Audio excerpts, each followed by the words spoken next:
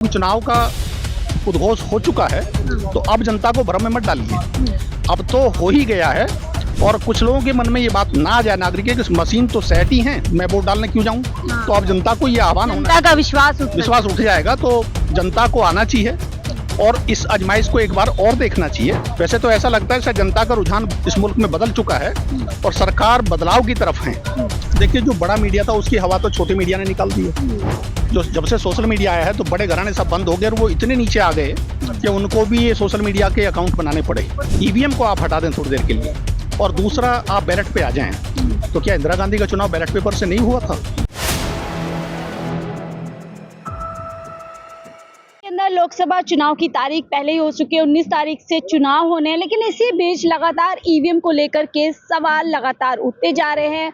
Supreme court के वकील लगातार सड़कों पर उतरते हैं, बार बार मीटिंग करते हैं और चर्चा करते हैं कि लोकसभा चुनाव से ठीक पहले ईवीएम को हटाया जाए। इस पर ज़्यादा बातचीत करने के लिए हमारे साथ विजेंद्र कुसाना जी हैं, जो सीनियर एडवोकेट हैं सुप्रीम कोर्ट के, उनसे बातचीत करूंगी। सर, आज आप लोगों ने फिर से एक बार ईवीएम के मसले को छेड़ा है, क्या कहेंगे? क्या कुछ मीटिंग में हुआ?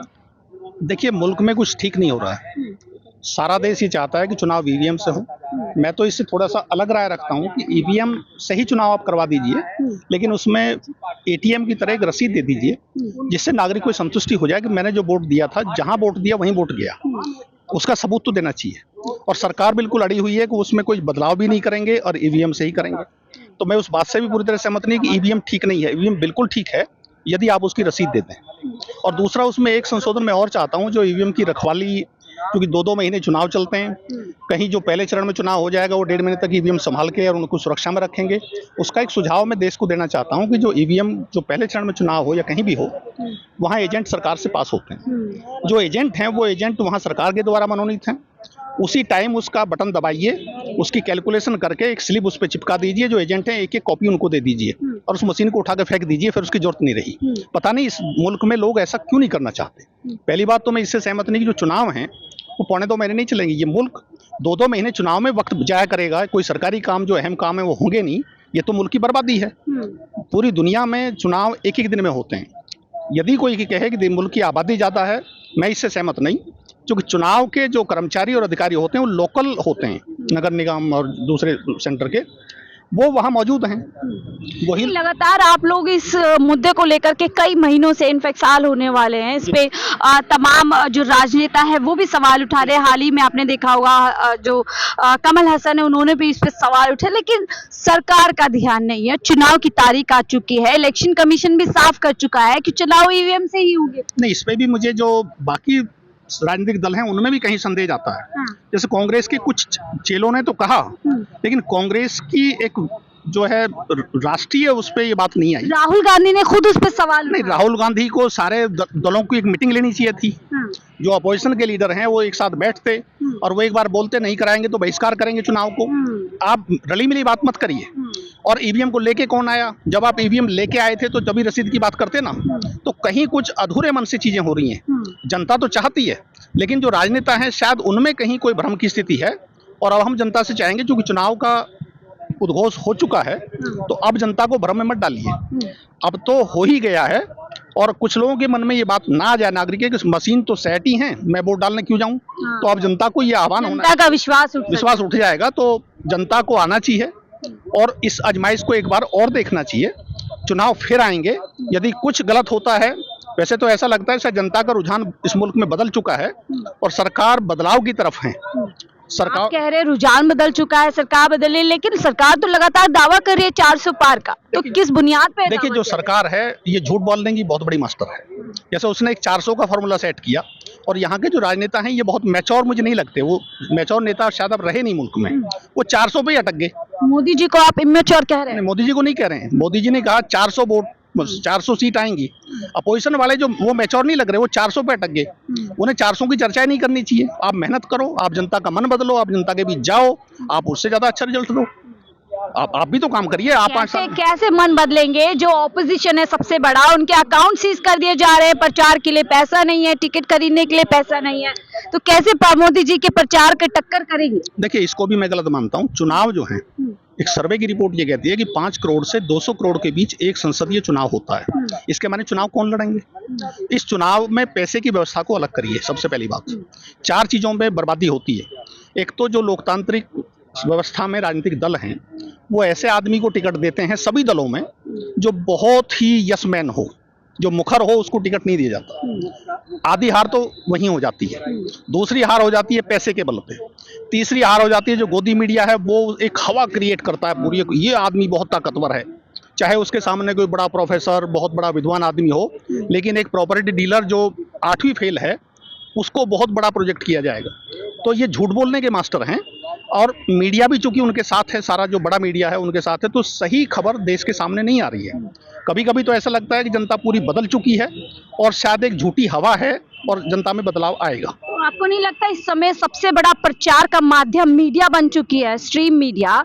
ऐसे में जब जो विपक्ष है उसके पास पैसा नहीं है और जो सत्ता में लोग हैं वो लगातार मीडिया के जरिए से एक परसेप्शन क्रिएट करने की कोशिश कर रहे हैं, एक धारा बनाने की कोशिश कर रहे हैं, तो चुनाव का जो स्तर है वो ठीक तरीके से जाएगा? इस चुनाव आपको लगता है फेयर होंगे? देखिए, जो बड़ा मीडिया था उसकी हवा तो छोटे मीडिया ने निकाल दी है। जो जब से सोशल मीडिया आया है तो बड़े घराने सब बंद हो गए और वो इतने नीचे आ गए कि उनको भी ये सोशल मीडिया के अकाउंट बनाने पड़े। तो ये तो बात खत्म हो गई। तीसरी बात ये है कि जो सोशल मीडिया और जो आम जानकारी है वो भारत के छोटे से छोटे उस नागरिक के पास है जिसके पास 5,000 रुपए का एंड्रॉइड फोन है। तो अब कोई गुमराह होने वाला तो नहीं है। उस फोन पे तो मैसेज आ जाता है मोदी जी का, विकास का पूरा उनका मॉडल पहुंच जाता है। उसका एक तरीका है। ये जो पूरी व्यवस्थाएं हैं गड़बड़ाई हैं, ये पूंजीवादी व्यवस्था है और इस पूंजीवादी व्यवस्था में लोगों का जो माइंडसेट है वो उधर ही घूमता है। वो बड़ा होगा ईवीएम को लेकर के, चुनाव आ गए हैं आप लोग, या इसी तरीके से मीटिंग होती नहीं, रहेगी? मुझे अब बड़ा नहीं लगता। क्योंकि बड़ा का तो ये है कि सरकार ने मशीनें बिल्कुल अपना सफाई करके और ठिकानों पे पहुंचा दी हैं। तो अब उसमें क्या बदलाव आप करेंगे? अच्छा, उसमें कोई रसीद का प्रोविजन तो आया नहीं और कोई चीज़ बदली नहीं। जैसी मशीन पिछले साल थी वही मशीन अब हैं और उसमें फिर जो विसंगतियां आएंगी उन विसंगतियों पे कोई सुनेगा? एक सवाल ये भी है। मान लिया विसंगति आ भी गई आपके सामने और उन विसंगतियों पे कई साल तक वो चलता रहेगा केस, उस पर कोई फैसला होगा? होना तो ये चीज़ है कि यदि जनता के मन में संदेह है तो सुप्रीम कोर्ट को चाहिए एक अलग से ट्रिब्यूनल एक अपना क्रिएट कर दे कि इलेक्शन के बाद 3 महीने में निस्तारण करेंगे, जब तक रोकिए सारी व्यवस्था को। लेकिन करेगा कौन? वहां भी संदेह है, वहां भी चीजें उतनी अच्छी नहीं चल रही हैं। लोगों में से कुछ वकीलों ने बोला था कि ईवीएम मशीनों को तोड़ेंगे, तो क्या वैसा कुछ होगा? हम उस समर्थन में बिल्कुल नहीं हैं। हम लोकतांत्रिक व्यवस्था को मानते हैं और गांधीवादी नजरिए को मानते हैं। ये तोड़फोड़ की बात हम नहीं करते। हमने जनता के बीच एक संदेश दिया था, एक जागरूकता का अभियान चलाया था कि ईवीएम में यदि गलती है तो उस पर दूसरा रास्ता खोजा जाए। उसमें एक विचार ये भी है कि इलेक्शन कमीशन के सामने कुछ लोग पेश हुए थे और वहां वो सिद्ध नहीं कर पाए थे, ये भी एक विचार है। और उन्होंने आह्वान किया था कोई भी देश का आदमी आके सिद्ध कर दे। अब वहां तो सिद्ध हुआ नहीं, बाहर जाके लोग सिद्ध करते हैं। अब ये हमें नहीं पता टेक्निकली कितना पॉसिबल है, लेकिन हाँ, यदि जनता के मन में संदेह है तो उसको बदलना चाहिए। एक बात और कहेंगे, ईवीएम को आप हटा दें थोड़ी देर के लिए और दूसरा आप बैलेट पे आ जाएं। तो क्या इंदिरा गांधी का चुनाव बैलेट पेपर से नहीं हुआ था? जब पूरा इमरजेंसी लगी और उनको प्रधानमंत्री पद से हटाया तो ईवीएम का बैलेट पेपर का ही चुनाव था। तो मेरा व्यक्तिगत ये मानना है कि बैलेट पेपर में ज़्यादा संभावना है गलत काम होने की, मशीन में कम है, बशर्ते कि मशीन की हैंडलिंग ठीक हो। तो मेरा तो एक अलग विचार है कि जो गड़बड़ है ईवीएम में नहीं है। अच्छा, ये जो सत्ताधारी लोग हैं अभी जो दावा करे 400 पार, आपको क्यों लगता है, क्या लगता है कि वो लोग क्यों नहीं चाहते कि ईवीएम के अलग तरीके से जो है चुनाव प्रक्रिया हो जिसमें सभी का विश्वास हो, विपक्ष, जनता, और सभी को लगे कि एक फेयर चुनाव हो रहा है? देखिए, यहाँ भी हम जैसे आरएसएस के कार्यकर्ता 5 साल काम करते हैं, वो जनता के बीच में रहते हैं, वो इन अपोजिशन वालों से ज्यादा मेहनत करते हैं। अपोजिशन वालों के पास ना तो आरएसएस जैसा कोई संगठन बन पाया आज तक, कोई विचारधारा उनके पास नहीं। वो केवल चुनाव के तोल मोल पे, जोड़ तोड़ पे, सत्ता हासिल करने में इकट्ठा होते हैं। और इतना ही नहीं है, जब वो मान लिया कल वो जीत भी जाएं, जीतने के बाद उनमें जूता पजार नहीं होगा, इसकी गारंटी कौन लेगा?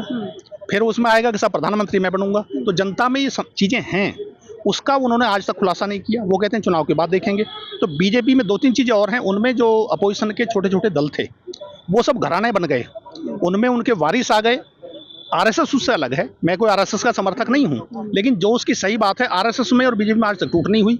और उन लोगों में जो जनता दल था, जनता दल नीतीश, जनता दल लालू, जनता दल फला, और इसी तो उस पे उनका सवाल उठना चाहिए। एक सवाल लूंगी चलते चलते और फिर हम करेंगे। आप लोगों के कुछ साथी वकील थे जो हमने देखा है ईवीएम के मुद्दे को लेकर के आगे आए थे, लगातार जनता में ईवीएम के मुद्दे को लेकर के बात कर रहे थे, लेकिन अब वो चुनाव की राह पकड़ रहे हैं। तो क्या यही मोटो था वकीलों का कि किसी ना किसी तरीके से चुनाव में जाया जा सके? देखिए, वकील का काम है जागरूकता को फैलाना।